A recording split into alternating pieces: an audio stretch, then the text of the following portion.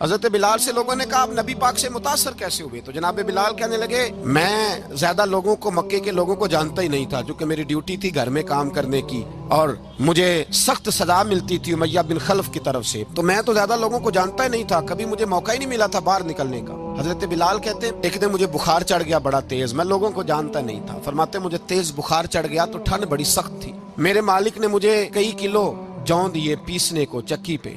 कहते मैं बीमार था तो मैंने कुछ दवाई ली जो उस वक्त मौजूद होती थी, तो मैंने एक लिहाफ लिया, दूध पिया तो मुझे नींद आ गई। जब मैं सोया तो मेरा मालिक आ गया, उसने आकर के मुझे सोए हुए देखा तो खींच कर कंबल उतारा, कहने लगा अब तेरी सजा ये है कि तू खुले मैदान में बैठेगा, वहाँ चक्की पीसेगा, और दूसरी सजा ये है कि तुझे कमीज पहनने की भी इजाजत नहीं। हजरत बिलाल कहते हैं तेज बुखार, ठंड का आलम, और जब मैं चक्की पीस रहा था तो रो रहा था। सैयदना बिलाल हबशी रदी अल्लाह ताला अन्हु फरमाते हैं मेरे दरवाजे के करीब से रसूल पाक गुजरे और मुझे हाय हाय करते देखा तो दस्तक दी। मैंने कहा कौन है? दरवाजा खुले आ जाओ। महबूब अंदर आए तो पूछने लगे क्यों रो रहे हो? मैंने कहा जाओ अपना काम करो, यहाँ दुख सारे पूछते हैं मदावा कोई नहीं करता। कहते मैंने सख्त जुमले कहे माज अल्लाह, हुजूर चले गए। जब हुजूर जा रहे थे तो मैं कह रहा था बस जा रहे हो ना, मैंने पहले ही कहा था जाओ। कहते कुर्बान जाऊं, थोड़ी देर गुजरी तो अल्लाह के रसूल के हाथ में गर्म दूध का प्याला था, खजूरें थी। हुजूर तशरीफ लाए और करीम रसूल ने मुझे खजूरें दी, दूध पिलाया और कहा चल जा कंबल में बैठ जा। तो मैंने कहा चक्की कौन पीसेगा,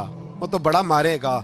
मुस्तफा करीम ने फरमाया तू बैठ रजाई में और आज तेरे हिस्से की चक्की मैं पीसूंगा। कहते हैं सारी रात हुजूर चक्की पीसते रहे। सवेरे मैं उठा और मेरे हबीब पाक ने मुझे वो सारा कुछ दिया और खुद चले गए। अगली रात फिर आई तो हुजूर फिर आ गए, मुझे फिर रजाई में लिटाया, दूध पिलाया और सारी रात चक्की पीसी। कहते हैं बस तीसरे दिन हुजूर चक्की पीस के जाने लगे तो मैंने कदम थाम लिए। मैंने कहा बीबा दुनिया सारी झूठ बोलती है, जो गुलामों के हिस्से का काम करे वो अल्लाह का सच्चा रसूल हुआ करे।